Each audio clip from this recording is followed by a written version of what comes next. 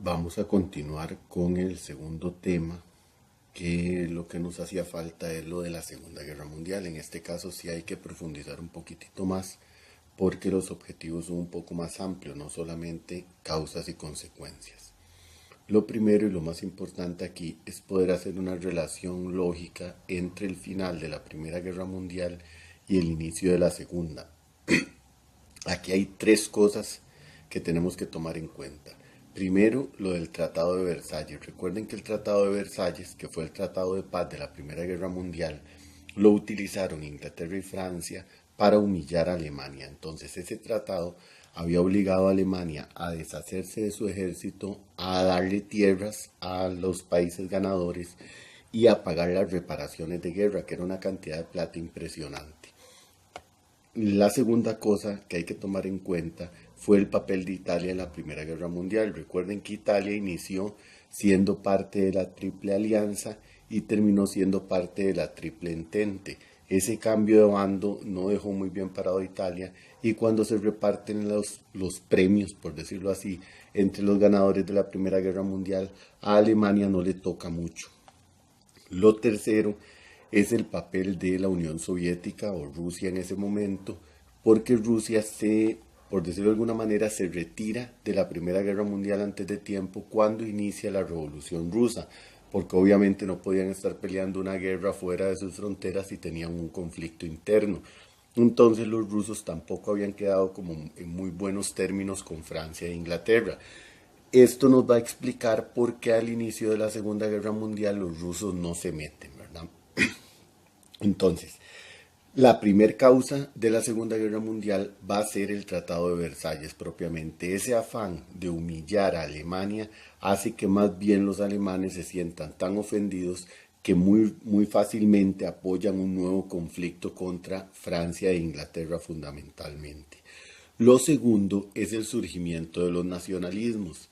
Aquí cuando hablamos de surgimiento del nacionalismo nos vamos a referir propiamente al partido nazi y al partido fascista. En el caso de Alemania, el partido nazi es dirigido por Adolfo Hitler, con una política en que Hitler establece que los arios, ¿verdad? La raza alemana es la raza superior. Él habla de una cosa llamada pangermanismo, que básicamente es unir a todos los alemanes en una sola gran nación y que esta gente sea la que gobierne el mundo. En el caso de Italia, el fascismo italiano es dirigido por Benito Mussolini. Benito Mussolini, parte de su discurso lo basa en las glorias del Imperio Romano de la antigüedad y Benito Mussolini dice, si en algún momento fuimos uno de los imperios más grandes del mundo, pues podemos volver a hacerlo nuevamente. Entonces, estos dos nacionalismos provocan una expansión de Alemania propiamente dentro del territorio europeo. En 1938, Alemania inicia la ofensiva, invade Austria, invade Polonia y se inicia la Segunda Guerra Mundial. Lo primero que hace Alemania es recuperar algunas tierras en un avance rapidísimo, ¿verdad? Hitler había logrado, al dejar de pagar las reparaciones del Tratado de Versalles, hacer crecer el ejército e industrializar Alemania, había logrado nuevamente que Alemania fuera una potencia impresionante y muy rápidamente ellos logran invadir varios territorios con la ayuda de Italia. Se crea el eje de los países que apoyan a Alemania, que van a ser o se va a llamar el eje Berlín-Roma-Tokio, por las capitales de Alemania, Italia y Japón, que se une a Alemania en este afán de invadir territorios. Japón obviamente del lado de China era donde quería invadir territorios. Italia quería invadir tierras de África, principalmente Etiopía, que ellos siempre habían alegado que les hubiera tocado en la Primera Guerra Mundial, y Hitler sí trata de invadir todo el resto de Europa, incluyendo a Francia. Cuando se inicia la guerra, no solo se da la invasión de territorios en la zona europea, sino que también se da dentro de Alemania un creciente nacionalismo que empieza a culpar a los judíos de todos los males que había sufrido Alemania. Entonces empieza a darse primero una segregación de los judíos, los empiezan a aislar, los empiezan a meter en guetos que eran partes de la ciudad específicamente solo para judíos, empiezan a cerrarle los negocios, a señalarlos como judíos y terminan con las matanzas en los campos de concentración, que es una de las cosas más atroces que nos dejó la Segunda Guerra Mundial, porque es una matanza indiscriminada de civiles. Siempre mueren civiles en las guerras. Durante la Segunda Guerra Mundial murieron muchísimos civiles, pero la forma en que asesinaron sistemáticamente a los judíos siempre ha llamado la atención y es uno de los episodios más oscuros de esta guerra. Otra de las consecuencias directas de la Segunda Guerra Mundial es la destrucción de las ciudades europeas. En esta Segunda Guerra Mundial ya la tecnología de guerra estaba muy avanzada. Los aviones bombardean las ciudades indiscriminadamente, Berlín, Londres, París, un montón de ciudades son destruidas. Hay bombardeos famosos como el bombardeo a Montecassino, que era una abadía en Italia donde se creía que estaban refugiados los rebeldes que estaban en contra del régimen italiano y que fue una matanza espantosa de civiles. Entonces, este bombardeo unido a los barcos de guerra, los submarinos y toda una nueva tecnología militar hace que esta guerra sea una guerra muy particular desde el punto de vista tecnológico. Hay muchísimos avances en la tecnología de guerra y hay muchísimas muertes de civiles, de soldados y muchísima destrucción de infraestructura, puentes, ciudades, etcétera. En 1941 suceden dos cosas muy importantes. Primero, Estados Unidos ingresa de lleno a la Segunda Guerra Mundial, aunque desde el principio había apoyado con armas, dinero y alimento a los países que estaban en contra de Alemania e Italia.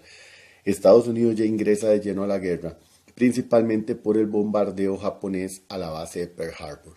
Cuando ellos reciben ese bombardeo, ya deciden meterse de lleno a la guerra y empiezan a mandar soldados, barcos de guerra, aviones y siguen mandando alimentos, armas, de todo, ¿verdad?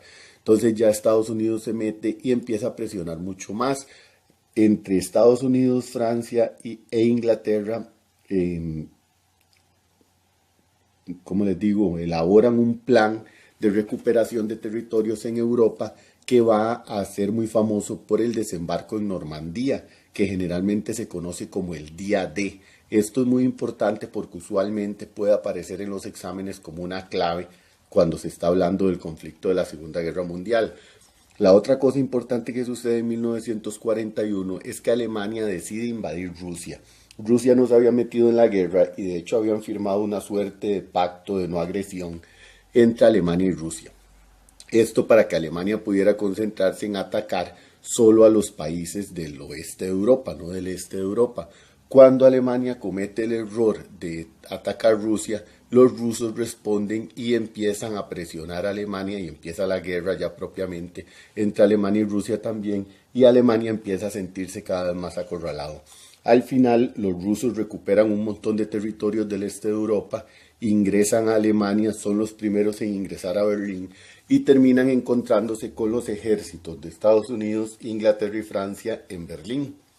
No logran repartir, digamos, Alemania adecuadamente y ahí va a darse el surgimiento del famoso muro de Berlín. Inicialmente es una división de la ciudad entre dos partes, ¿verdad? La parte rusa y la parte dominada por los aliados, que va a terminar siendo el gran símbolo de la Guerra Fría, que ya vamos a hablar, es una de las consecuencias de la Segunda Guerra Mundial.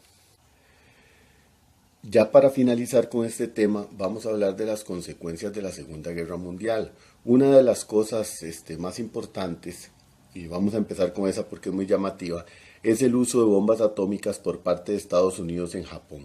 Estados Unidos lanza dos bombas atómicas contra las ciudades de Hiroshima y Nagasaki, se destruyen por completo esas dos ciudades, se calcula que más o menos 500.000 de personas van a ser afectadas por la bomba, 200.000 muertos inmediatos, se ha considerado uno de los hechos más atroces de guerra y fue tan fuerte que incluso los mismos Estados Unidos decidieron no volver a utilizar bombas atómicas si no era necesario y por suerte hasta ahora no se han vuelto a utilizar.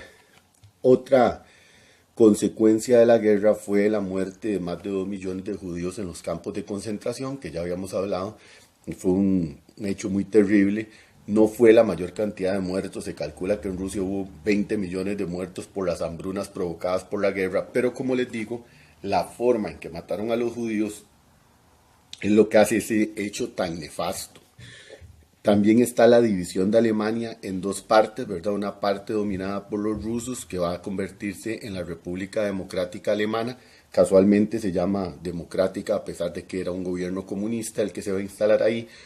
Y la otra parte dominada por los aliados que va a convertirse en la República Federal Alemana, ¿verdad? Que durante mucho tiempo va a ser, digamos, la Alemania democrática realmente.